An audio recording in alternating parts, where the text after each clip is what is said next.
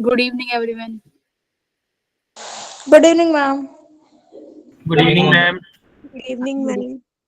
तो देखो बच्चों, लास्ट टॉपिक बचा हुआ है वे अब मॉडर्न फिजिक्स, ठीक है, उसको करेंगे। तुम्हें उसका तो पता ही चल गया होगा कि 3 दिन जो होंगे 2-2 घंटे की क्लासेस होंगी, है ना। 6 घंटे में हम लोग पूरा रिवीजन करने की कोशिश करेंगे। मैं उन 6 घंटों में क्या करूंगी, जैसे हमारा मॉडर्न फिजिक्स थोड़ा जल्दी जल्दी हुआ है, मॉडर्न और वेव ऑप्टिक्स, मैं उनके वो फॉर्मूले वगैरह कवर करेंगे जो हम लोगों ने क्लास में नहीं करे हैं और एग्जाम के पॉइंट ऑफ व्यू से थोड़े से इंपॉर्टेंट है। तो ये जो 6 घंटे की क्लासेस रहेंगी फिजिक्स के लिए और सभी सब्जेक्ट्स के लिए हाईली इंपॉर्टेंट है। तो रिवीजन के लिए जरूर इनको, अगर कोई स्टूडेंट नहीं अटेंड कर पा रहा है तो प्लीज मैं यही बोलूंगी उसको रिकॉर्डिंग जरूर देख ले 2x पे, है ना। रिकॉर्डिंग तो देख सकते हैं।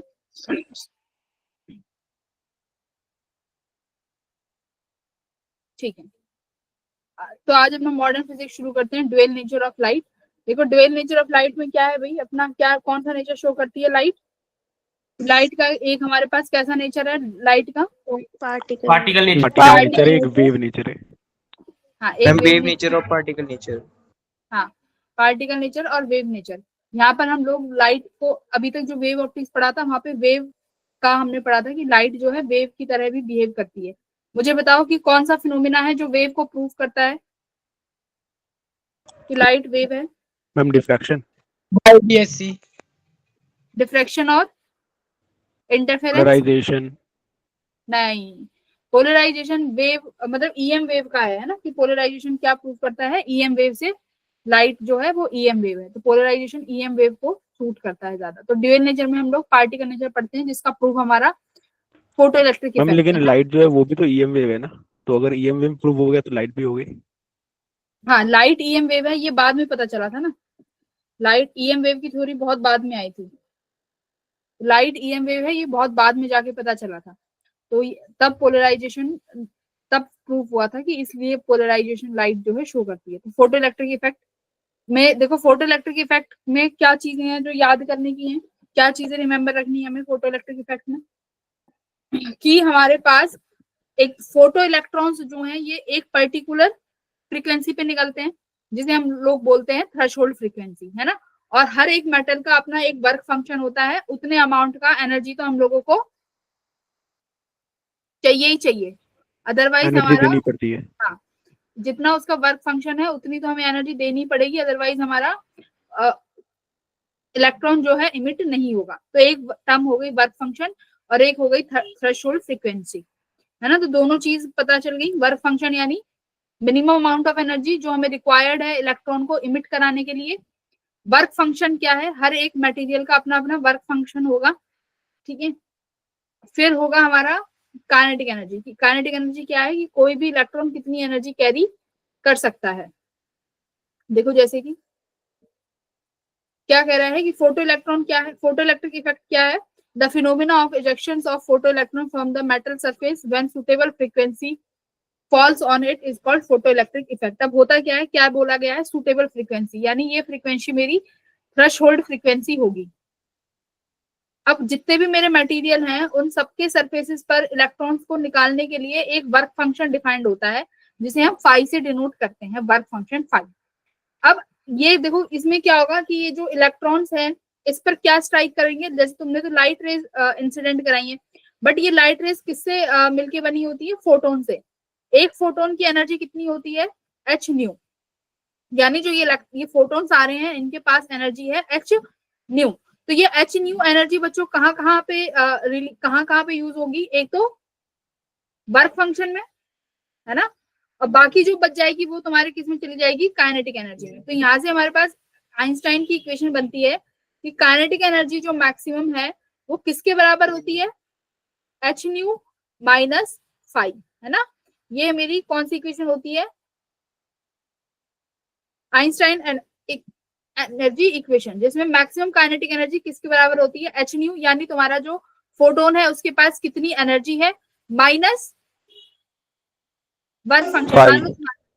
मान लो तुम्हारे पास जो फोटोन है उसकी एनर्जी है 5 इलेक्ट्रॉन वोल्ट, वर्क फंक्शन है 2 इलेक्ट्रॉन वोल्ट।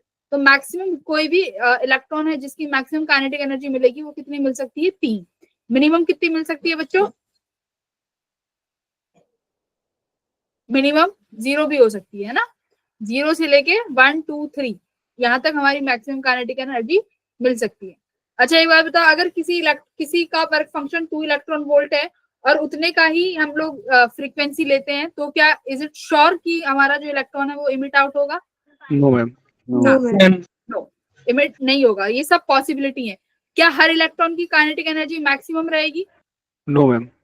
हाँ, वेरी करेगी, है ना, 0 से लेके मैक्सिमम काइनेटिक एनर्जी तक कुछ भी हो सकती है। Very good. तो देखो फोटोन क्या है, एक पार्टिकल है जो किस स्पीड से ट्रेवल करता है, स्पीड ऑफ लाइट से। फोटोन का रेस्ट मास 0 होता है ना, फोटोन का रेस्ट मास 0 रहेगा, स्पीड ऑफ लाइट से ट्रेवल करता है। फोटोन एक पार्टिकल नेचर प्रूव कर रहा है, फोटोन को पार्टिकल मान रहे हैं, तो पार्टिकल है तो इसके पास मोमेंटम भी रहेगा और एनर्जी भी रहेगी। एनर्जी अभी हमने डिस्कस करी है, कितनी होती है, एच न्यू। न्यू यानी फ्रीक्वेंसी, फ्रीक्वेंसी को सी बाय लैम्डा भी लिख सकते हैं। मोमेंटम क्या हो गया, मोमेंटम मैम, यहाँ से आपका, हाँ बोलो। मैम अगर फोटोन का रेस्ट मास 0 है, मतलब अगर हाँ, फोटोन को रेस्ट पे रखा जाए तो 0 हो जाएगा, तो क्या रेस्ट जब में वो नहीं होता। मैम तो मैं पूछा था, अगर वो क्या मूव करता है लाइट की फॉर्म में जब फोटोन, तो क्या उसके पास कुछ मास आ जाता है, तब हम काउंट नहीं करते हैं 0? हाँ भाई, जब लाइट मूव कर रही है तो मतलब फोटो वेव के पास लाइट है ना, स्पीड ऑफ वेव पड़ी है, तो जो पार्टिकल उसके पास है उसकी भी तो कुछ ना कुछ स्पीड होगी, है ना। तो हमेशा जो फोटोन जब मूव करेगा उसका मास जब 0 नहीं रहेगा तो उसके पास कुछ मास आ जाता है, ठीक है। ठीक अब है। देखो यहाँ पे इलेक्ट्रॉन वोल्ट, ये क्या है, एनर्जी। एनर्जी को और कैसे डिफाइन कर सकते हैं, देखो एनर्जी का फॉर्मूला अभी तुमने पढ़ा है, एच बाय लैम्डा, ठीक है। एच क्या है बच्चों, प्लैंक कांस्टेंट। यस जी ma'am. Is speed of light, speed of मतलब लाइट। फोटोन जो है, स्पीड ऑफ लाइट किससे ट्रेवल करती है, स्पीड ऑफ लाइट से। अगर उसी का फोटोन है तो उसकी स्पीड ऑफ लाइट इतनी होगी। अगर मैं इस टर्म को मल्टीप्लाई कर दूं और एक जनरल इक्वेशन निकालते हैं तो हमारी ये इक्वेशन बनती है, ये इक्वेशन, है ना। तो ये वाला फॉर्मूला याद रखो, वहां बैठ के एच और सी को मल्टीप्लाई करने की जरूरत नहीं पड़ेगी। तो फॉर्मूला क्या है, याद रहे, एनर्जी इलेक्ट्रॉन वोल्ट में निकल के आएगी। जो यहाँ पर लैम्डा है ये किसमें है, नैनोमीटर में, और ऊपर क्या है, ये 1242। तो ये तुम्हारी क्या है, एनर्जी इन इलेक्ट्रॉन वोल्ट्स। यहाँ से एनर्जी निकल के आ गई। अब बात करते हैं जरा इंटेंसिटी की।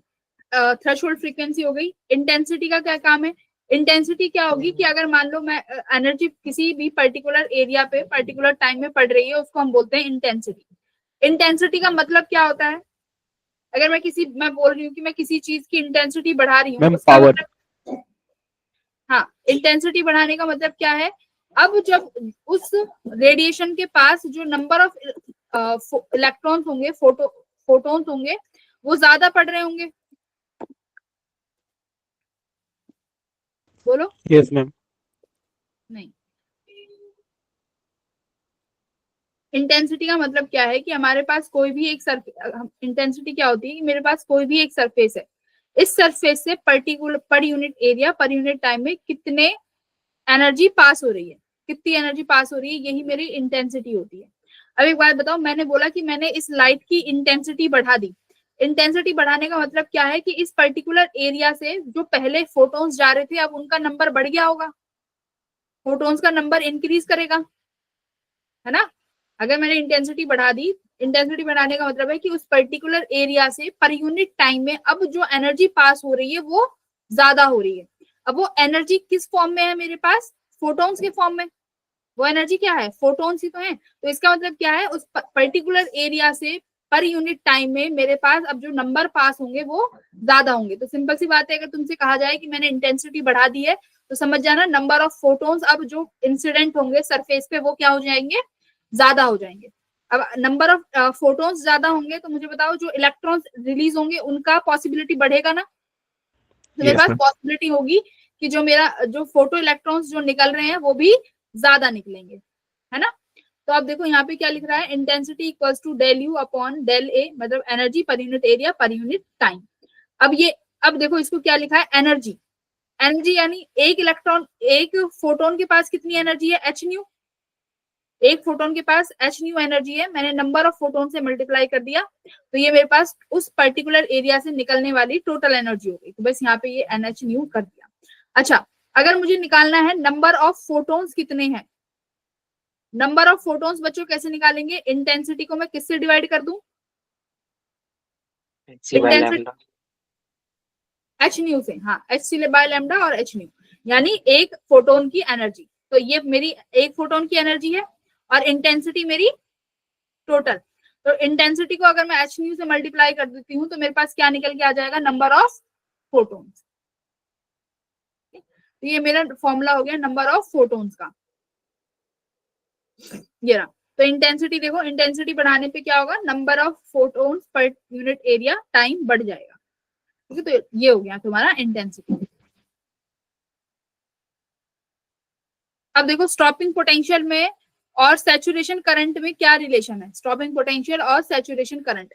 एक बात बताओ, अगर इंटेंसिटी बढ़ाती हूं तो बच्चों करंट का क्या होगा, इंटेंसिटी बढ़ाने से करंट का क्या रिलेशन है। अगर मैं इंटेंसिटी बढ़ाती जा रही हूँ दैट मींस हाँ करंट बढ़ेगा, है ना, करंट इंक्रीज होगा। करंट इंक्रीज हुआ, मान लो एक पर्टिकुलर इंटेंसिटी आई पे करंट बढ़े, करंट इंटेंसिटी I1 पे करंट बढ़ा और मेरे को एक सैचुरेशन करंट मिल गया।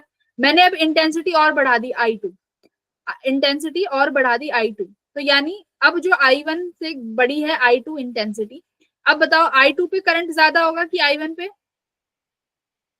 I2 पे, है ना, I2 ग्रेटर है I1 पे, तो इंटेंसिटी आपने बढ़ा दी तो I2 का करंट ज्यादा हो जाएगा। तो इंटेंसिटी और फोटो इलेक्ट्रिक करंट में ये रिलेशन है कि आप इंटेंसिटी बढ़ाते जाओगे तो फोटो इलेक्ट्रिक करंट भी बढ़ता जाएगा। ठीक है, अब एक बात बताओ, अगर मैं फोटो इंटेंसिटी बढ़ा रही हूँ क्या स्टॉपिंग पोटेंशियल पे कोई फर्क आएगा। स्टॉपिंग पोटेंशियल क्या है, स्टॉपिंग पोटेंशियल, स्टॉपिंग पोटेंशियल एक बार डिस्कस कर लेते हैं। What is stopping potential. Stopping potential क्या है कि मान लो मेरे पास यहाँ पे हमने एक ये हमारी प्लेट है जिसपे फोटो ये इंसिडेंट हो रही है लाइट रेज। ठीक है, मैंने यहाँ पे एक बैटरी कनेक्ट कर दी पॉजिटिव टू नेगेटिव, इस तरीके से। ये मेरा यहाँ पे कैथोड है, ये इलेक्ट्रॉन्स यहाँ से रिलीज होंगे और इलेक्ट्रॉन्स यहाँ जाएंगे। तो हाँ, फोटो इलेक्ट्रिक क्या करें, स्टॉपिंग पोटेंशियल वो पोटेंशियल है जिस पोटेंशियल की वजह से मेरा सर्किट में करंट कितना हो जाए, जीरो।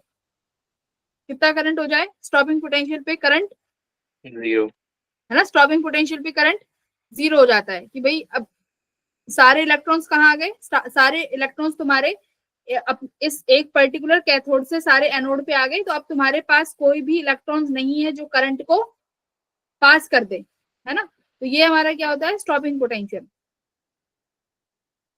अब स्टॉपिंग पोटेंशियल और इंटेंसिटी में कोई भी हमारा डिफरेंस नहीं आता। तुम कितनी भी इंटेंसिटी बढ़ाते जाओ स्टॉपिंग पोटेंशियल सबका सेम ही रहेगा, क्योंकि स्टॉपिंग पोटेंशियल किस पे डिपेंड करता है, फ्रीक्वेंसी पे। देखो रिलेशन यहाँ पे से आया, kinetic energy maximum equals to h nu minus 5। ठीक है, मैक्सिमम काइनेटिक एनर्जी को हम क्या लिख सकते हैं, EV not. V not is the stopping potential, यही मेरा क्या है, स्टॉपिंग पोटेंशियल है। तो ये EV नॉट हो गया। तो अब यहाँ से देखो क्या लिखा है, EV nought equals to h nu minus 5, यानी इंटेंसिटी और स्टॉपिंग पोटेंशियल में आपस में कोई भी रिलेशन नहीं है। तो किस किस में रिलेशन आता है, स्टॉपिंग पोटेंशियल का रिलेशन किससे आता है बच्चों, फ्रीक्वेंसी से, ना, कि अगर हम लोग फ्रीक्वेंसी को बढ़ाएंगे तब हमारा स्टॉपिंग पोटेंशियल चेंज हो सकता है। तो ये हमारा रिलेशन आता है यहाँ से, देखो ये रहा। हाँ बोलो मैम, जब हम लोग इंटेंसिटी को इंक्रीज करते हैं तो जो हमारे नंबर ऑफ इलेक्ट्रॉन्स है वो ज्यादा निकलेंगे, है ना। हाँ, तो मैम उससे क्या मैम उससे जो फिर मतलब जो इलेक्ट्रॉन्स निकलेंगे मतलब उनके काइनेटिक एनर्जी भी ज्यादा होगी। नहीं नहीं नहीं, काइनेटिक एनर्जी फ्रीक्वेंसी पे डिपेंड करती है। काइनेटिक एनर्जी का फॉर्मूला अभी लिखा है ना हमने, काइनेटिक एनर्जी का, kinetic energy maximum equals to h nu minus work function. H nu, nu क्या है, फ्रीक्वेंसी, ये फ्रीक्वेंसी पे डिपेंड करेगा ना कि इंटेंसिटी पे। इंटेंसिटी पे तुम्हारे नंबर ऑफ फोटो इलेक्ट्रॉन्स ज्यादा निकलेंगे जिसकी वजह से सर्किट में करंट बढ़ जाएगा। बट जो इलेक्ट्रॉन्स निकले हैं उनके पास काइनेटिक एनर्जी कितनी है वो डिपेंड करेगा तुम्हारी फ्रीक्वेंसी पे। ठीक है, वो किस पे डिपेंड करेगा, फ्रीक्वेंसी पे। अब देखो मैंने इंटेंसिटी बढ़ाई, जैसे ये I1 है, ये I2 है, ये I3 है, मैं इंटेंसिटी बढ़ाती गई, स्टॉपिंग पोटेंशियल में कोई चेंज नहीं आया, बट मेरी सैचुरेशन जो करंट है देखो ये बढ़ गया। I3 में मेरे करंट की जो वैल्यू है ये ज्यादा आई है ना। तो इंटेंसिटी बढ़ाने से सिर्फ और सिर्फ क्या बढ़ेगा, करंट बढ़ेगा, बट तुम्हारे पोटेंशियल में कोई चेंज नहीं आएगा। क्लियर? अब Yes, फ्रीक्वेंसी पे, अब फ्रीक्वेंसी मैम देखो, वोल्टेज तो बराबर रहेगा ना, या वोल्टेज भी बढ़ेगा? वोल्टेज नहीं, ये स्टॉपिंग पोटेंशियल है, ये सब तीनों का सेम आया है। ये ठीक है। सेम क्यों आया है? क्योंकि मैंने फ्रीक्वेंसी सेम रखी है। ये देखो F F F frequency same है ना, ये देखो। Yes ma'am. इंटेंसिटी को चेंज किया है, I1 I2 I3, इंटेंसिटी को चेंज किया है, फ्रीक्वेंसी सेम है। तो Same है। इंटेंसिटी के बढ़ने पे बस करंट बढ़ेगा, इतना याद रखो। स्टॉपिंग पोटेंशियल का और इंटेंसिटी का कोई लेना देना नहीं है। फॉर्मूले के अकॉर्डिंग देखो ना, एच न्यू माइनस फाइव, तो वर्क फंक्शन काइनेटिक एनर्जी का लेना आएगा यहाँ पर फाइव, इससे फ्रीक्वेंसी से, ठीक है। क्यों आएगा ठीक। अब देखो, हाँ अब देखो करंट का, अब क्या किया मैंने, सुनो अब ध्यान से, अब मैंने फ्रीक्वेंसी बढ़ाई, इंटेंसिटी को सेम रखा। देखो अब इंटेंसिटी सेम रखी है तो सबका सैचुरेशन करंट क्या है, सेम रहा है ना। देखो इस रे का भी 1 2 3, इन सबका 3 2 1, इन सबका सैचुरेशन करंट सेम आया। क्यों? क्योंकि इंटेंसिटी को फिक्स रख दिया। अब मैंने क्या बढ़ाया है, फ्रीक्वेंसी को बढ़ाया है, ठीक है। अब देखो फ्रीक्वेंसी बढ़ाई आपने, देखो काइनेटिक एनर्जी, पोटेंशियल चेंज होगा। हाँ देखो क्यों हुआ ये भी समझो। Kinetic energy maximum equals to h nu minus five. देखो वर्क फंक्शन तो सेम ही रहेगा, जिस मटेरियल पे आप ये ड्रॉप करा रहे हो उसका वर्क फंक्शन तो चेंज होगा नहीं, वो तो सेम है ना। आपने फ्रीक्वेंसी बढ़ाते गए, फ्रीक्वेंसी बढ़ाते गए। अब एक बात बताओ, इलेक्ट्रॉन F3 सबसे ज्यादा है, मतलब अब तुम्हारे पास जो सबसे इलेक्ट्रॉन होगा जिसकी काइनेटिक एनर्जी मैक्सिमम होगी वो F3 में ज्यादा होगा, F3 में ज्यादा होगा ना। मान लो पहले फर्स्ट में इलेक्ट्रॉन के पास एनर्जी थी 2 इलेक्ट्रॉन वोल्ट, वर्क फंक्शन था मेरा 1, तो यहाँ पर maximum kinetic energy 1 electron volt हो सकती है। मान लो अब F2 में मैंने F2 में जो मेरी फ्रीक्वेंसी थी वो मैंने बढ़ा दी अब 3 इलेक्ट्रॉन वोल्ट, वर्क फंक्शन तो अभी भी कितना रहेगा 1, तो अब मैक्सिमम काइनेटिक एनर्जी कितनी हुई 2 इलेक्ट्रॉन वोल्ट। अब देखो थर्ड केस में मैंने और बढ़ा दी, कितना 4 इलेक्ट्रॉन वोल्ट, वर्क फंक्शन तो अभी भी कितना रहेगा 1, तो यहाँ कितना आया देखो 3 electron volt. Maximum kinetic energy बढ़ गई ना इलेक्ट्रॉन की। पहले केस में फ्रीक्वेंसी बढ़ाने से, देखो फ्रीक्वेंसी बढ़ाने से मैक्सिमम काइनेटिक एनर्जी बढ़ गई। पहले केस में 1 इलेक्ट्रॉन वोल्ट थी, दूसरे में 2, तीसरे में 3 इलेक्ट्रॉन वोल्ट। अब एक बात बताओ, जो इलेक्ट्रॉन 3 इलेक्ट्रॉन वोल्ट की एनर्जी से आ रहा है उसको रोकने के लिए ज्यादा पोटेंशियल चाहिएगा ना। यस तो मैम। इसलिए हाँ उसे हाँ, क्योंकि फ्रीक्वेंसी बढ़ाने से इलेक्ट्रॉन की जो मैक्सिमम काइनेटिक एनर्जी की पॉसिबिलिटी है वो बढ़ गई। जब मैंने 4 इलेक्ट्रॉन वोल्ट का फोटोन लिया उसकी वजह से इलेक्ट्रॉन की जो मैक्सिमम काइनेटिक एनर्जी वो 3 इलेक्ट्रॉन वोल्ट हो गई। अब स्टॉपिंग पोटेंशियल का मतलब क्या है, मुझे सारे इलेक्ट्रॉन्स को स्टॉप करना है जो भी मेरी तरफ आ रहे हैं, तो मुझे उसको रोकने के लिए क्या करना पड़ेगा, और नेगेटिव होना पड़ेगा। तो इसीलिए अब स्टॉपिंग पोटेंशियल देखो F3 में और नेगेटिव हो गया है ना, और नेगेटिव हो गया। क्लियर? तो आप जितना फ्रीक्वेंसी बढ़ाओगे आपको स्टॉपिंग पोटेंशियल उतना ज्यादा करना पड़ेगा। देखो ये F3 के लिए मैक्सिमम आया है। क्लियर? अब तो समझ आया? Yes ma'am. हाँ, तो ये हमारा फ्रीक्वेंसी का ग्राफ हुआ। अब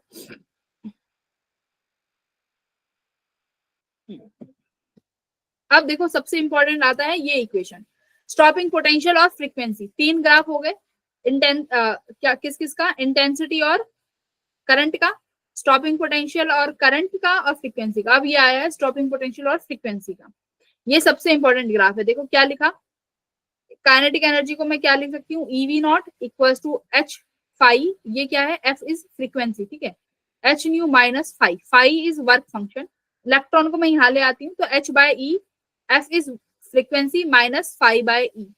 अच्छा अब एक बार जरा यहाँ देखो, अगर मैं इसको स्ट्रेट लाइन इक्वेशन से कंपेयर करती हूँ, y इक्वल्स टू, ध्यान से सबसे ज्यादा क्वेश्चन आते हैं समझ लेना, y equals to mx plus c।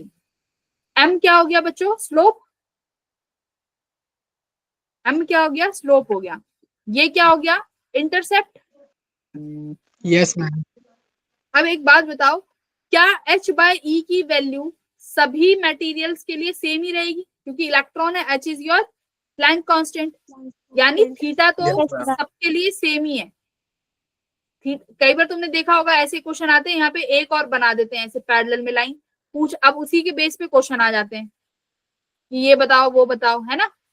Parallel में एक लाइन और ड्रॉ करके दे दी, अब बोल देंगे इसका ये बताओ कि इसका वर्क फंक्शन क्या होगा। क्या इसका स्लोप होगा, देखो ऐसे पैरेलल में एक लाइन और ड्रॉ करके दे दी, तो ये समझो इसका भी जो थीटा है ये क्या है, सेम है। क्यों, थीटा सबके लिए कांस्टेंट है विच इज h बाय ई, है ना, इसका भी h बाय ई है, स्लोप तो इसका कांस्टेंट है। अब बात करते हैं वर्क फंक्शन। तो वर्क फंक्शन देखो कहां से मिला, 5 बाय ई से, ये मेरा क्या आया है वर्क 5 बाय फंक्शन। ई, वर्क फंक्शन। अब इस Function. स्लोप का इस वाले का निकालेंगे, मान लो ये तुम्हें दे दे ये मटेरियल बी, ये मटेरियल ए। अब देखो इसका मैं निकालूं तो इसको पीछे की तरफ आप एक्सटेंड कर दो, तो ये वाला जो आया है, ये इंटरसेप्ट जो है ये किसका आया, मटेरियल बी का, और ये कितना आया है 5 बाय 2 बाय ई, ये 5 1 बाय ई। तो ये तुम्हारा क्या आ गया, वर्क फंक्शन आ गया ना। तो ऐसे हम Yes, वर्क ma'am. फंक्शन निकाल यस सकते मैम। हैं। तो अब पूछेंगे कि किसका वर्क फंक्शन ज्यादा है, तो निकाल सकते हो वर्क फंक्शन किसका ज्यादा होगा, कोई भी वैल्यू दे देंगे, भाई ये C1 है ये C2 है, तो C1 इक्वल्स टू 5 1 बाय ई, तो 5 1 किसके बराबर हो गया, C1 इंटू, कर लोगे ऐसे, ये 5 2 आ जाएगा यहाँ से इक्वल्स टू C2 ही, ये तो गिवन ही होगा। ठीक है, इस तरीके से हम लोग कंपेयर कर सकते हैं। तो यहाँ से क्या क्या चीज देखने को मिली, स्टॉपिंग पोटेंशियल क्या रहा, सेम है, स्टॉपिंग पोटेंशियल की अलग अलग है। देखो अब स्टॉपिंग पोटेंशियल किस पर डिपेंड कर रहा है, अगर मान लो एक ही मटेरियल लेते हैं, अगर एक ही मटेरियल है तो वर्क फंक्शन क्या रहेगा, सेम। ठीक है, तो सिर्फ सीधा का सीधा पोटेंशियल किस पे डिपेंड कर जाएगा, फ्रीक्वेंसी पे। Frequency. क्लियर, जिसकी फ्रीक्वेंसी ज्यादा उसका स्टॉपिंग पोटेंशियल भी ज्यादा। ज्यादा। ठीक है, अगर फ्रीक्वेंसी सेम रख दे, मान लो मेरे पास ये मटेरियल ए है ये मटेरियल बी है, बट दोनों की फ्रीक्वेंसी तुम्हें सेम दे दें, फिर हम देखेंगे वर्क फंक्शन, है ना, फिर हम वर्क फंक्शन में देखेंगे। तो कुल मिला के ये इक्वेशन हम लोगों को देखनी है पोटेंशियल के लिए। जैसे एक क्वेश्चन था, वो किसी ने पूछा था, बहुत बढ़िया क्वेश्चन था ग्रुप में, एक सेकंड, वो क्वेश्चन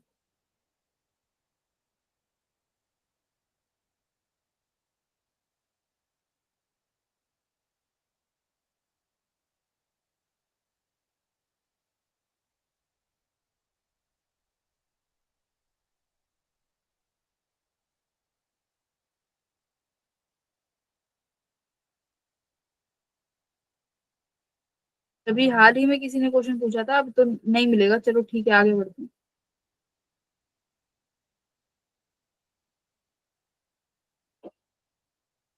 चलो छोड़ो, नहीं मिल रहा। ये वाला क्वेश्चन एक बार सॉल्व करो, मैं इतने वो क्वेश्चन ढूंढती हूँ, सॉल्व दिस क्वेश्चन।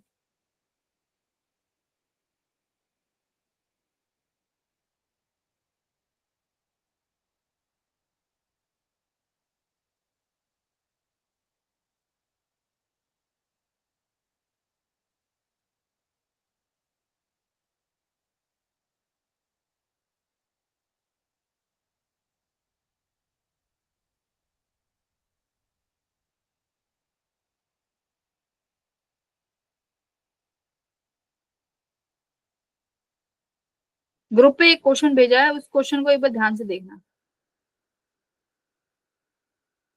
पहले ये करो फिर वो।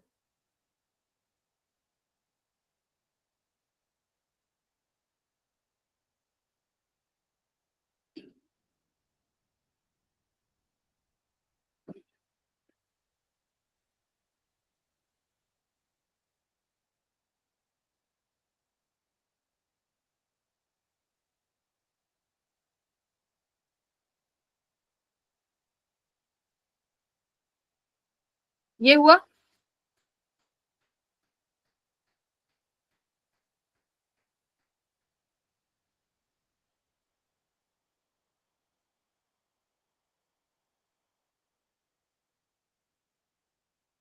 अरे इतना समय क्यों लग रहा है, क्या पूछा था, मैम, स्लोप वन आ ऑफ रहा है। स्टॉपिंग। स्लोप तो मैंने अभी बोला है, स्लोप तो सेम ही रहेगा, h ये बाई ई, ऑप्शन। स्लोप तो सेम रहेगा 1:1, इतना समय क्यों लगा। तो देखो कितना इजी क्वेश्चन था, अगर ये कॉन्सेप्ट नहीं पता होता तो शायद समय लगता।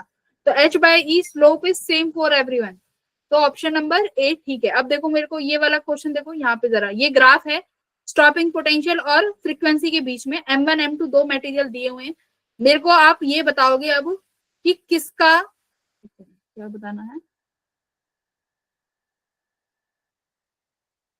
दोनों की स्टॉपिंग फ्रीक्वेंसी पोटेंशियल सुनो। स्टॉपिंग पोटेंशियल वर्सेस फ्रीक्वेंसी है ना। हाँ, क्वेश्चन क्या है? फ्रीक्वेंसी दोनों की सेम है, ठीक है, जो भी रेडिएशन इंसिडेंस हो रही है दोनों के लिए फ्रीक्वेंसी सेम है, ये बोल रहा है। अब आपको बताना है कि किसकी काइनेटिक एनर्जी ज्यादा होगी, M1 और M2 में से कौन सा इलेक्ट्रॉन होगा जिसकी मैक्सिमम काइनेटिक एनर्जी हो सकती है, ये सवाल है। मैम N2 M2 M2 भी होगी ना मैम? इसकी होगी M2 की।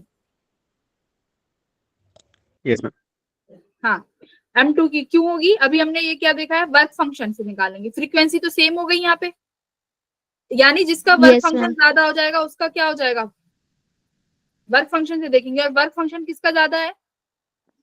M2 का, M2 का हाँ, तो M2 उसकी stopping work function potential M2, ज्यादा हो वर्क जाएगी। फंक्शन M2 का ज्यादा है। स्टॉपिंग पोटेंशियल भी ज्यादा हो जाएगी ना। नहीं नहीं, देखो अब काइनेटिक मैक्सिमम काइनेटिक एनर्जी के लिए इक्वेशन क्या होगा, h nu minus five. h new यानी ये अब दोनों के लिए सेम हो गई ना, क्योंकि मैंने अभी क्या बोला है, सेम फ्रीक्वेंसी, यानी M1 M2 का h न्यू सेम है। अब डिपेंड करेगा फाइव पे। अब फाइव किसका ज्यादा है? अभी आप लोगों ने बताया वर्क फंक्शन किसका ज्यादा है, M2 का। M2 का M2 का वर्क फंक्शन ज्यादा है भाई, तो अब h न्यू में से बड़ी वैल्यू घटा रहे हो, तो यानी M1 का नहीं होना चाहिए मैक्सिमम ज्यादा। M1 का होगा फिर। Yes ma'am ma'am. एक मैम से ऐसे भी देख सकते हैं ग्राफ से, न्यू की वैल्यू 0 डालने पे M1 का कम स्टॉपिंग पोटेंशियल आता है, M2 का ज्यादा आता है, तो M1 का कम स्टॉपिंग पोटेंशियल आ रहा है, इसीलिए मैम काइनेटिक एनर्जी उसका ज्यादा होगा इलेक्ट्रॉन M1 देखो, वाले एक बार केस में। ढंग से पढ़ना है तो एक बार ग्रुप पे क्वेश्चन सेंड किया है, वो एक बार क्वेश्चन पढ़ो। ग्रुप पे भेजा है एक सवाल, पढ़ो उसको। मैम अभी भेजा है आपने? हाँ, अभी भेजा है वर्क उस पे, ग्रुप में भेजो, पढ़ो उसको और आंसर बताओ उसका।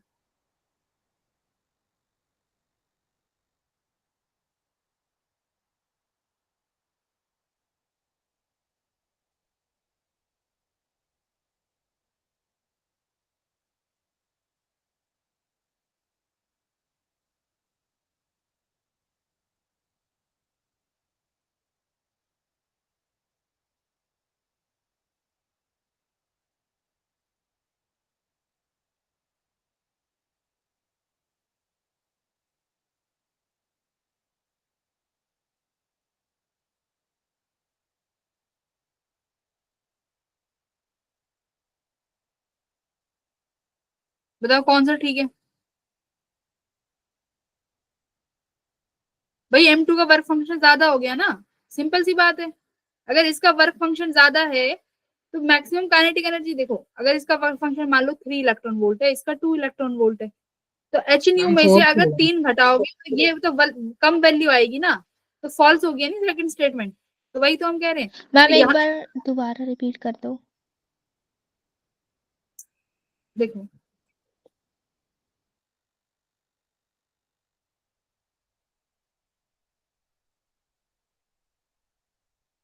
क्या कहा सवाल में, क्या कहा है कि फ्रीक्वेंसी दोनों की सेम है, M1 M2 की फ्रीक्वेंसी सेम है, तो हमें काइनेटिक एनर्जी पूछी है। तो काइनेटिक एनर्जी का मेरे पास एक ही फॉर्मूला है, ले देके ये वाला maximum kinetic energy, h nu minus five. अगर h न्यू दोनों के लिए सेम है तो मैं फाइव पे जाऊंगी कि फाइव किसका ज्यादा है ना। तो फाइव किसका ज्यादा है, work function of M2 is greater than work function of M1, correct.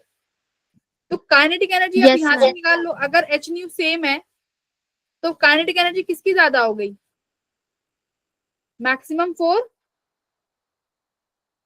M1 yes ma'am. Greater than M2। Clear है भाई, सिंपल मैथमेटिक्स है बच्चों, क्या कर रहे हो। Yes Yes, ma'am ma'am. Clear है। Very good. तो ये देखो, इस तरीके के क्वेश्चन आएंगे तो हमें वर्क फंक्शन कहाँ से निकालना है, यहाँ से, ठीक है। ये तुम्हारा जो इंटरसेप्ट है ये तुम्हें वर्क फंक्शन देगा, बस इतना समझना था, बाकी तुम्हें मैथमेटिक्स लगानी है। आगे बढ़ूं, ये क्लियर हो गया कॉन्सेप्ट। और Yes, अभी यहाँ ma'am. पे तो फ्रीक्वेंसी सेम थी, यहाँ पे फ्रीक्वेंसी आई सेम थी, अगली बार मैम आई क्या- तो मैम आई तो इंटरसेप्ट है ना। तो भाई मतलब आई, उसी हाँ के ये आई नहीं है, ये मैंने वो बनाया है, डिस्टेंस है ये इतना, तो ये इंटरसेप्ट ओके है मैम जो कि वर्क फंक्शन देगा फाई। यहाँ पे लिखा तो है, ये इंटरसेप्ट क्या दे रहा है, phi by E which is work function. Work function बच्चों अब कोई कंफ्यूजन नहीं है ना? अब मेरे को एक बार ये वाला क्वेश्चन सॉल्व करके बताओ। यस मैम देखो अभी भी ऑप्शन ए कह रहे हैं।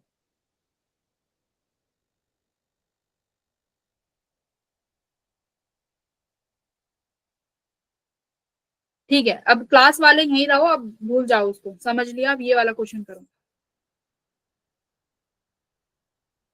तो ज्यादा इसमें कुछ है नहीं, इस वाले क्वेश्चन में भी वेवलेंथ गिवन है, वर्क फंक्शन गिवन है।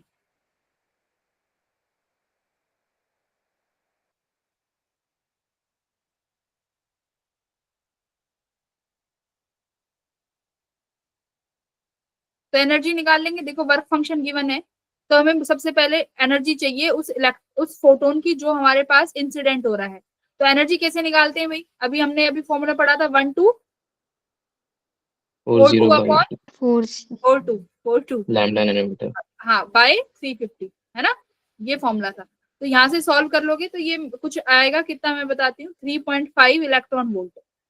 तो एक बार बताओ 3.5 इलेक्ट्रॉन वोल्ट मतलब जो ए का वर्क फंक्शन है ये तो इंसिडेंट एनर्जी से ज्यादा है, तो ए तो इमिट नहीं करेगा और बी कर देगा। तो which option is correct? D. Option D. Option D. D, है ना। तो इस तरीके से हमने पहले एनर्जी निकालनी है कि जो फोटोन इंसिडेंट हो रहा है उसकी एनर्जी कितनी है। अगर वो एनर्जी वर्क फंक्शन से कम है तो no photo electron will emit. चलिए इसमें ट्रू फॉल्स के साथ खेलते हैं। The photo current is proportional to intensity of incident radiation.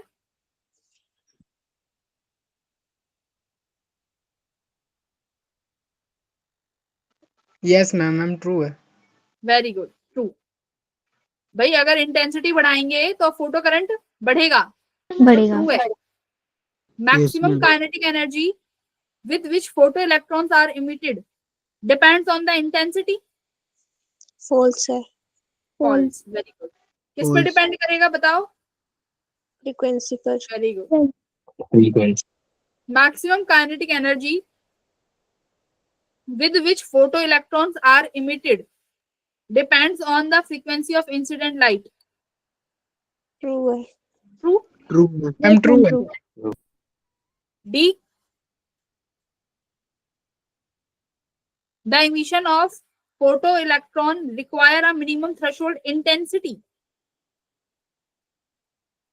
False. Threshold frequency.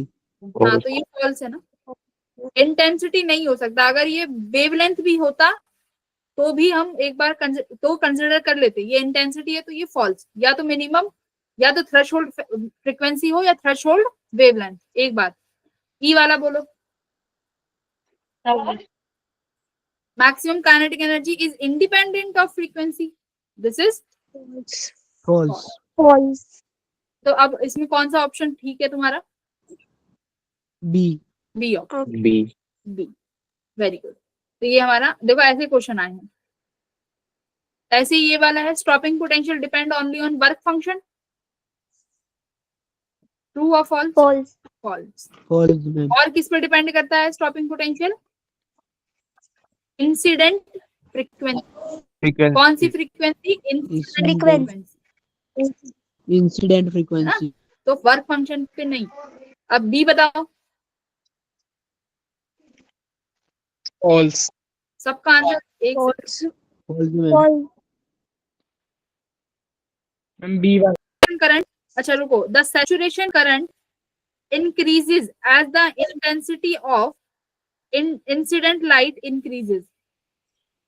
ये फॉल्स क्यों है सुरेंद्र? मेरे को Third दिखाई बताओ। नहीं दे रही स्क्रीन पे। हाँ सी बोलो, the maximum kinetic energy of photo electron depends on intensity. False, False. यानी सी फॉल्स है, तो सी रिमूव कर दो। अच्छा डी भी तो बचा है। Photo electric effect can be explain using wave theory of, तो ये बताओ डी। false false. फॉल्स है मैम। वेव थ्योरी नहीं है, पार्टिकल थ्योरी है। ठीक है, तो कौन सा ऑप्शन बचा अभी मेरे पास, ले देंगे? ऑप्शन सी बी सी सी वाला रिमूव C. करना पड़ेगा, तो यानी ये बी ओनली। ठीक है, तो जिसको सुरेंद्र ने फॉल्स बताया था वही हमारा आंसर है, ट्रू। चलो अब ये वाला क्वेश्चन पढ़ो, ये क्वेश्चन भी बहुत इंपॉर्टेंट है। देखो पोटेंशियल और फ्रीक्वेंसी में बहुत क्वेश्चन आते हैं, ये ग्राफ सबसे इंपॉर्टेंट है, यहाँ से बहुत क्वेश्चन आएंगे। अब एक बात देखो, इक्वेशन क्या लिखी थी बच्चों मैंने, E V nought equals to h phi minus work function, है ना। अब एक बात बताओ, यहाँ पे मेरा स्टॉपिंग पोटेंशियल कितना है, यहाँ पे? 5 अरे स्टॉपिंग पोटेंशियल, ये स्टॉपिंग पोटेंशियल तो ये है ना, यहाँ स्टॉपिंग तो पोटेंशियल 0 कितना है, स्टॉपिंग पोटेंशियल 0। तो अगर देख ई वी नॉट, अगर मैं स्टॉपिंग पोटेंशियल को 0 रखती हूँ, तो यहाँ से देखो जो तुम्हारा एच न्यू क्या है, एनर्जी ऑफ फोटोन, फोटोन की तो एनर्जी है, ये फोटोन जो इंसिडेंट हो रहा है। अब यहाँ से देखो इस फोटोन के पास कितनी एनर्जी है, जितना उसका वर्क फंक्शन है। तो यानी ये जो पॉइंट है ये तुम्हें क्या बता रहा है, ये फ्रीक्वेंसी कौन सी फ्रीक्वेंसी है, थ्रेशोल्ड फ्रीक्वेंसी, थ्रेशोल्ड। हाँ या ना? यस यस हाँ, क्योंकि इस पॉइंट पे तुम्हारा स्टॉपिंग, देखो ये वाला ग्राफ वाले क्वेश्चन जब हम लास्ट टाइम हमसे रह गए थे, हम कर नहीं पाए थे, तो हम लोगों ने आज कर लिए। तो ये अब तुम्हें इस चैप्टर में कोई भी ऐसा क्वेश्चन नहीं होगा जो तुम टैकल नहीं कर पाओगे। तो यहाँ पे हमारा स्टॉपिंग पोटेंशियल 0, तो that means this is the frequency, threshold frequency. अब सॉल्व करो, थ्रेशोल्ड फ्रीक्वेंसी है तो वर्क फंक्शन निकालने में एच से सिर्फ और सिर्फ मल्टीप्लाई करना है, करेक्ट। तो ये क्वेश्चन ध्यान देना कि ये जो यहाँ से ग्राफ स्टार्ट हो रहा है, दैट मीन्स ये जो फ्रीक्वेंसी है ये हमारी फ्रीक्वेंसी है थ्रेशोल्ड, इससे ज्यादा बढ़ाओ, क्योंकि इस फ्रीक्वेंसी पे स्टॉपिंग पोटेंशियल 0 है, इससे ज्यादा बढ़ाओगे तभी बढ़ेगा। क्लियर? तो अब इसमें मुझे क्या निकालना है, वर्क फंक्शन। तो work function phi equals to h nu, nu आपके पास है 5 इंटू 10⁻14, एच से मल्टीप्लाई कर दो, कितना होता है, एच की वैल्यू बोलो, याद होनी चाहिए, देखो गिवन नहीं है ना, तो एच याद होना चाहिए, कितना होता है value, Planck constant 6.6 into 10⁻−34, multiply कर दो। अब ये वैल्यू किस में आई है, देखो किस में आई है ये वैल्यू, एच की वैल्यू क्या होती है, जूल्स पर सेकंड यस मैम, या जूल सेकंड, एच की यूनिट।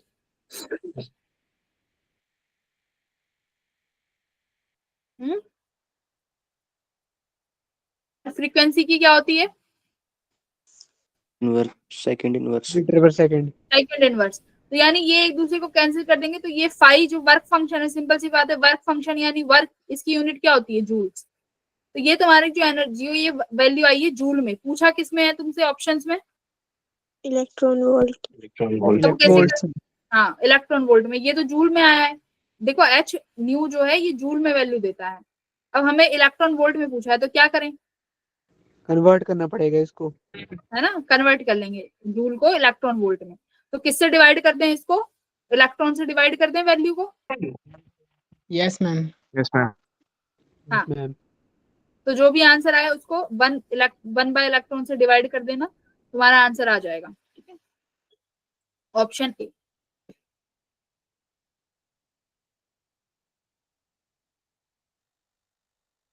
देखो ये वाला क्वेश्चन पढ़ो जरा, मैं कराती हूँ क्या कह रहा है, a metallic surface is illuminated with the radiation of wavelength lambda, stopping potential दे रहा है वी नॉट, इफ वेवलेंथ को 2 लैम्डा कर दिया गया, स्टॉपिंग पोटेंशियल हो गया वी नॉट बाय 4। हमें बताओ थ्रेशोल्ड वेवलेंथ क्या है, याद रहे थ्रेशोल्ड वेवलेंथ या थ्रेशोल्ड फ्रीक्वेंसी पे जो तुम्हारा पोटेंशियल है वो क्या होता है, स्टॉपिंग पोटेंशियल 0। हाँ चलो अब ये वाला कैसे सॉल्व करेंगे हम, मैक्सिमम काइनेटिक एनर्जी से निकाल लो।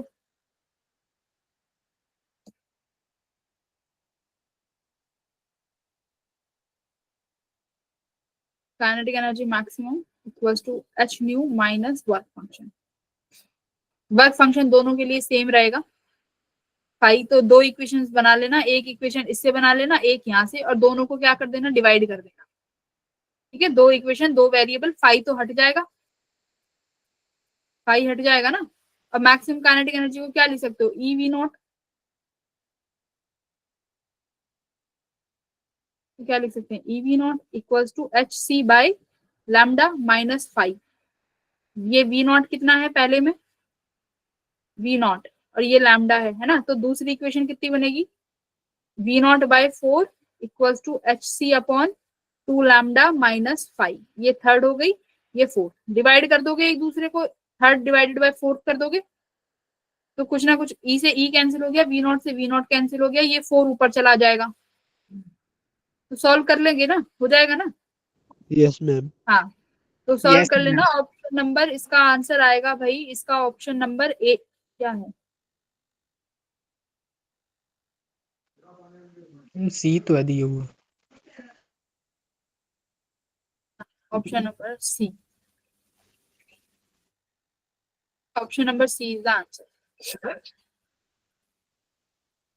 ये ऐसी फ्रीक्वेंसी में पूछा है, देखो अगर फ्रीक्वेंसी को कर दिया तो स्टॉप, इतना वेलोसिटी है, इतना इसका इतना वेलोसिटी है। ये एक बार ट्राई कर लेना बैठ के, ठीक है। अब एक बार ये वाला क्वेश्चन देखो, ये बहुत अच्छा क्वेश्चन है, ये एडवांस का क्वेश्चन है, एक बार पढ़ो जरा, बस एक बार पढ़ लो।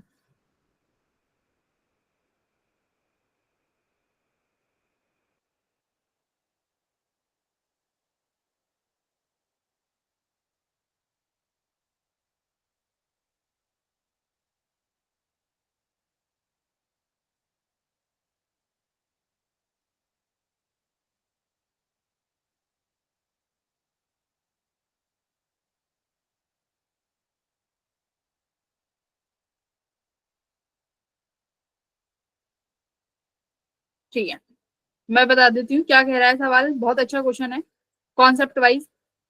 देखो एक ये स्फेयर है जिसका वर्क फंक्शन 4.7 इलेक्ट्रॉन वोल्ट है, ठीक है। क्या हो रहा है, इसको इल्यूमिनेट कराया जा रहा है कॉन्टिन्यूअसली 200 नैनोमीटर की वेवलेंथ से, जिसकी वजह से फोटो इलेक्ट्रॉन्स रिलीज हो रहे हैं। अच्छा, फोटो इलेक्ट्रॉन रिलीज हो रहे हैं, इसका मतलब तुम्हारा स्फीयर क्या हो रहा है, तुम्हारे स्फीयर पे क्या आ रहा है, पोटेंशियल आ रहा है ना।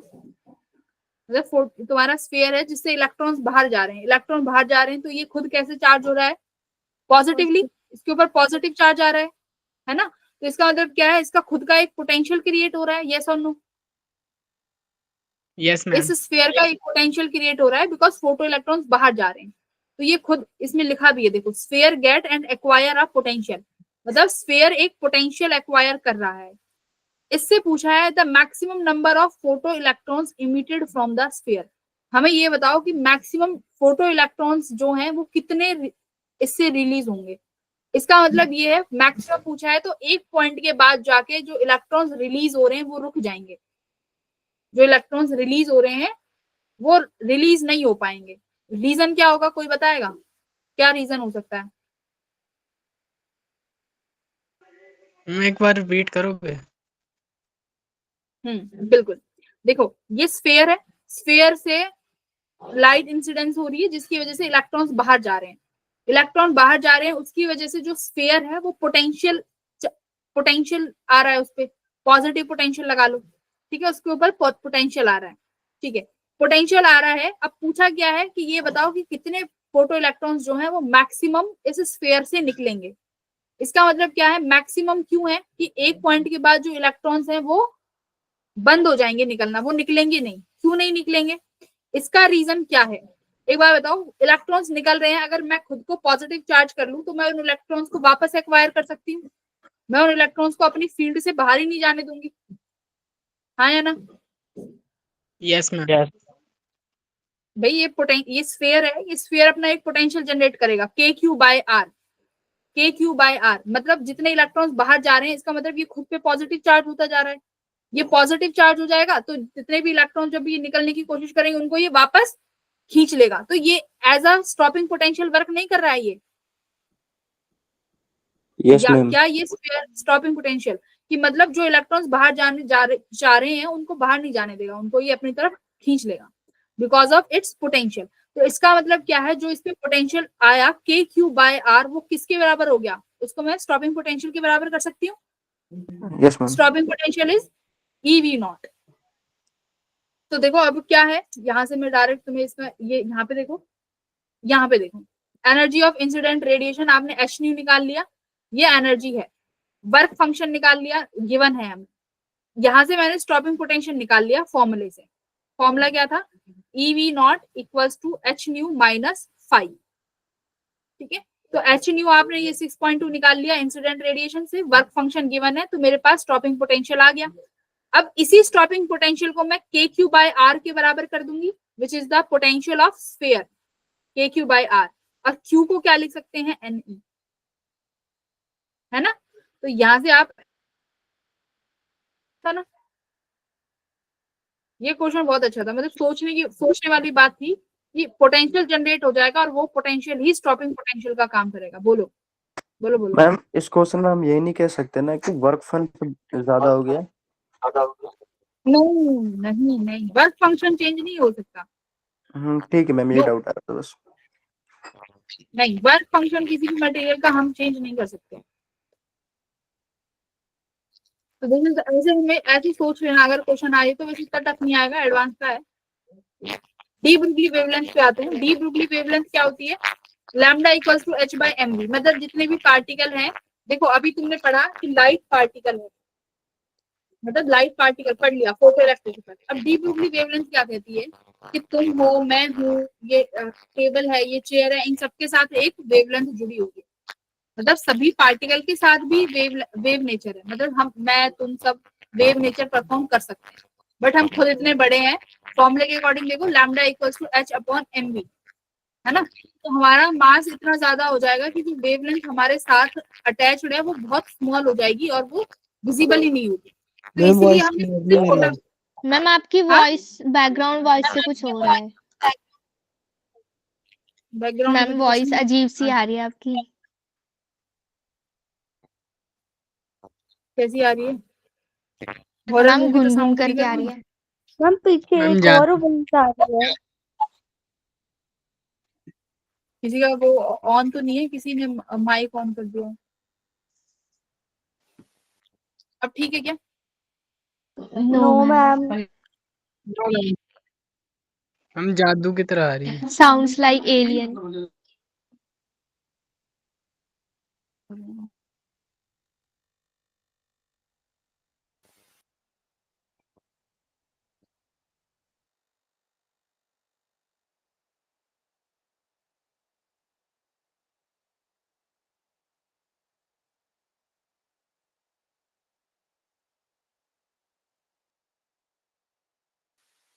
अब ठीक है। Yes ma'am. Yes ma'am. Yes Yes, ma'am, ma'am. अब ठीक है। यस मैम अब ठीक है। Yes ma'am.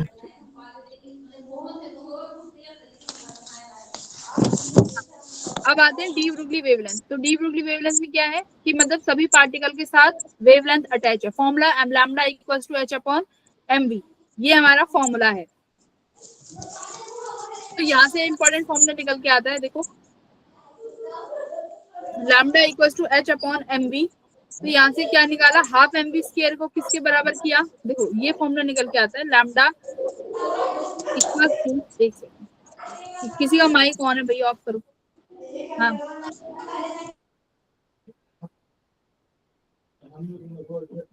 यहाँ से और क्या लिख सकते हैं, लैम्डा इक्वल्स टू h/, ये क्या है, mv को मोमेंटम p लिख दिया, और इसको क्या लिख सकते हैं, मोमेंटम को under root of 2m into kinetic energy, है ना।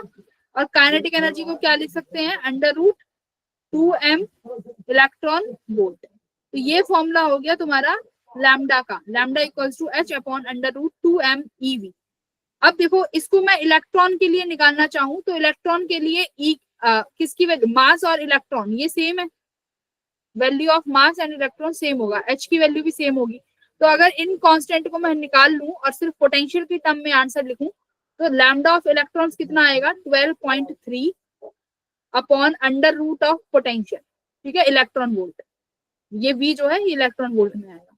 तो ये लैम्डा ऑफ इलेक्ट्रॉन हो गया। ऐसे ही ये लैम्डा ऑफ प्रोटॉन मैंने वैल्यू रख दी, देखो lambda equals to under root 2m ev, sorry h है, ठीक है। तो ऐसे ही अगर कांस्टेंट वैल्यूज रख दोगे, सिर्फ पोटेंशियल के टर्म में आंसर चाहिए, तो ये इलेक्ट्रॉन का है 12.3।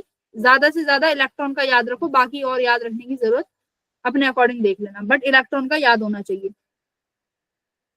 ठीक है, कितना 12 1 2 3 से याद रखो, 1 2 3 अपॉन डेल वी, 3 के आगे पॉइंट, 1 2 3 डेल वी। ठीक है, याद रहेगा ये? Yes ma'am. Yes ma'am. भाई फॉर्मूले याद करके जाना, lambda of electron 1 2 3 upon del V, जैसे भी याद तुम रख लो। अब जैसे देखो सीधा क्वेश्चन आया है, इलेक्ट्रॉन बीम 20 किलो वोल्ट पे इतना है, तो अगर इतना इंक्रीज कर दिया तो वेवलेंथ किससे चेंज होगी? तो वही तुम्हें पता है, बाकी की चीजें तो कांस्टेंट है, सिर्फ और सिर्फ किस पे डिपेंडेंट है? वोल्टेज पे। मास इलेक्ट्रॉन तो सेम ही रहेगा, कुछ भी सेम। मैम हाँ मैम एक बार वो वाली स्लाइड दिखाना जो पहले दिखाई थी अभी। Yes, ma'am.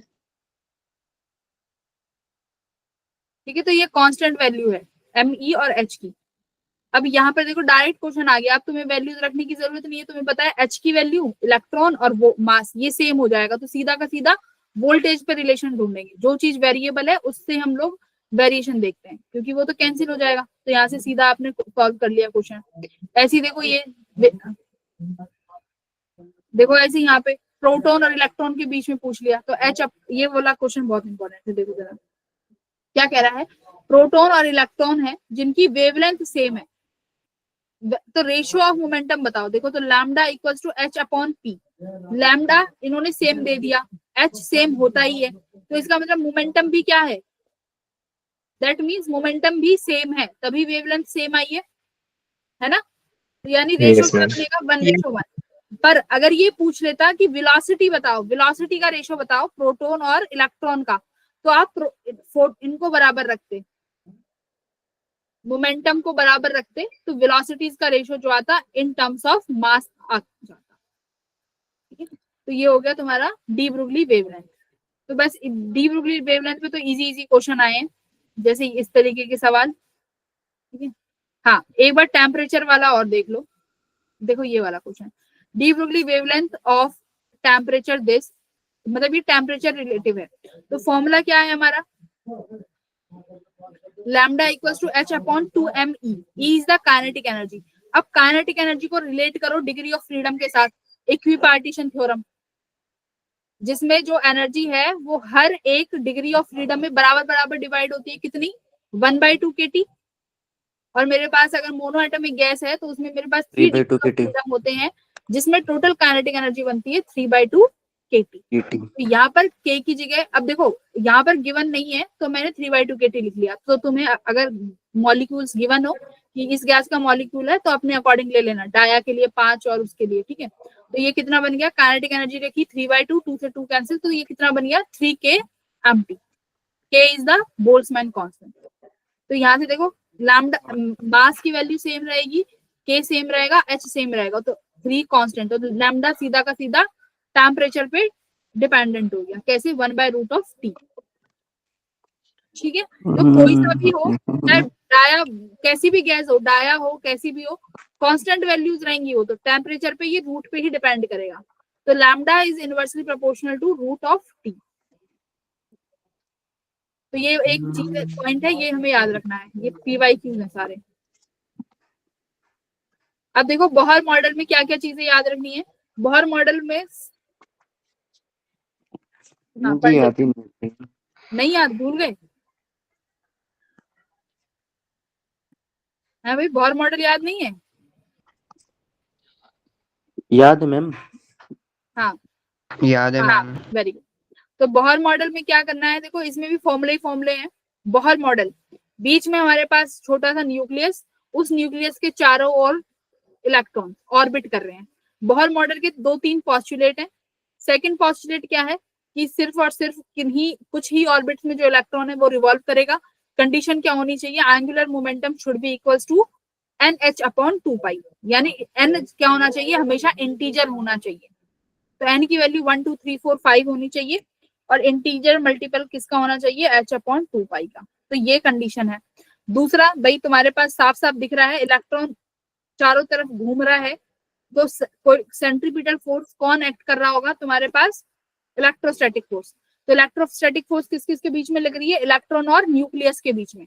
तो ये इलेक्ट्रॉन और ये न्यूक्लियस, Z क्या है? Number of, Z is what? Number of protons. हाँ ठीक है, और ये mv स्क्वायर बाय आर, तो यहाँ से हम लोग r और v के बीच में वैल्यू निकाल सकते हैं। तो v और r किस तरीके से डिपेंडेंट है, देखो रेडियस निकालना है अगर nth ऑर्बिट का, तो कैसे डिपेंड करेगा, ये रहा n square upon z। Velocity निकालनी है तो z बाय n, ये कांस्टेंट वैल्यू छोड़ दो, ये याद रखो n स्क्वायर बाय z, ये वेलोसिटी किस पे डिपेंड कर रही है, z बाय n पे, ठीक है। और ये फॉर्मूले हैं, ये याद कर लेना, काइनेटिक एनर्जी का z square by n square, जैसे कि 13.6 आ गया है ना, जैसे हाइड्रोजन के निकालते हैं तो माइनस 13.6 अपॉन हाइड्रोजन के लिए z की वैल्यू 1 हो जाती है, तो ये अपॉन n स्क्वायर चलता है। ऐसी पोटेंशियल एनर्जी देखो नेगेटिव में है, z square upon n square, ठीक है। तो ये इस तरीके से हमें याद रखना है। बाकी टोटल एनर्जी और काइनेटिक एनर्जी के बीच में रिलेशन, कि काइनेटिक एनर्जी टोटल एनर्जी के बराबर है और पोटेंशियल एनर्जी के आधी है, तो ये सारा का सारा ग्रेविटेशन जैसा है एनर्जी वाला, ठीक है। फिर उसके बाद हाइड्रोजन शेल्स आते हैं, कि अगर हमारा इलेक्ट्रॉन जो है एक शेल से दूसरे शेल में जाता है तो वो जब ही जा सकता है जब उसके पास कोई भी जो फोटोन इंसिडेंट करे वो, देखो जैसे कि मान लो ये फर्स्ट शेल में इलेक्ट्रॉन के पास एनर्जी है -13.6, दूसरे शेल में n=2 में एनर्जी है -3.4, यानी कितने अमाउंट का फोटोन इसके ऊपर इंसिडेंट होना चाहिए, 10.2 10.2 इलेक्ट्रॉन वोल्ट। अगर 9.2 का आएगा तो इलेक्ट्रॉन उसको एक्सेप्ट नहीं करेगा, तो यानी इन दोनों का जो डिफरेंस होगा उतने ही अमाउंट का मुझे फोटोन चाहिए इस इलेक्ट्रॉन को ऊपर ट्रांजिशन कराने के लिए। ऐसे ही n से 3 में भेजना है तो इन दोनों का डिफरेंस लोगे, और डिफरेंस कैसे निकालोगे, 13.6 अपॉन n स्क्वायर, ठीक है। तो इस तरीके से आप एनर्जी निकाल सकते हो। अब देखो फाइनाइट, अगर n की वैल्यू फाइनाइट रख दूं तो एनर्जी कितना आ गया, 0। जीरो एनर्जी का मतलब क्या है, अब तुम्हारा जो इलेक्ट्रॉन है वो बाउंडिंग स्टेट में नहीं रहा, इलेक्ट्रॉन उड़ गया, तो ये मैक्सिमम कब होगा, maximum energy is 0 electron volt. बाकी ये माइनस साइन दिखा रहा है बाउंडिंग एनर्जी, ठीक है, कि बाइंडिंग एनर्जी है। उसके बाद बोहर पॉस्टुलेट्स, यानी अगर आपको फ्रीक्वेंसी कितने की चाहिए तो आपको वही करना है, E2 माइनस E1, तो यहाँ से हमारे पास ये आ जाएगा। फिर एक फॉर्मूला ये आता है, हाँ बोलो। मैम इसमें क्वेश्चन आते हैं कि अगर इलेक्ट्रॉन इस सेल से मतलब लोअर सेल में गया इतने नंबर से, तो total number of spectral lines निकाला जाता है मैम। हाँ total number of spectral line का भी आता है, वो है इसमें फॉर्मूला, रुक जाओ।